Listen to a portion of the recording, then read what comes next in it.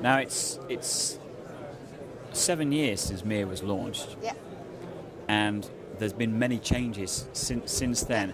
How are you developing the application to stay up to date with everything? Yeah. It's a very, very good question actually, because when we rolled out MIA in 2006, we got quite some challenges from the market because we were very transparent, and the way we looked into the country regulation, the fact that we did not only focus on risk coverage, but also looked at all these underlying activity, was causing a little bit of, everybody was thinking, what's Zurich doing?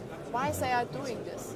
And we got some challenges at that time from the market because they did not from the market, mainly from our competitors, that we looked at all these elements which are important from the regulatory point of view.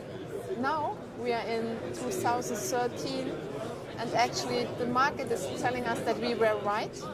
And now everybody, our competitors, brokers, they are looking into the same elements, because it's absolutely crucial that you actually have a full understanding of all these insurance activities when you really want to put together a sustainable program. Where are we seeing clearly Europe's highly regulated. Mm-hmm. America's extremely regulated in 52 of its own countries. Yep. Looking elsewhere, where are we seeing the bulk of new regulation coming in that's proving so difficult for companies to handle? I mean, we have a number of regions which may be more developing or emerging, and the regulation tends to develop along with the country and with the insurance market in that territory. So we see a lot of this type of changes in Latin America and in Africa, and also a little bit in Asia as well. But being able to keep track of everything and really understand the whole landscape really helps our customers to really make the best decisions, and not excluding Europe as well. We do see regulatory and tax changes within the European market as well.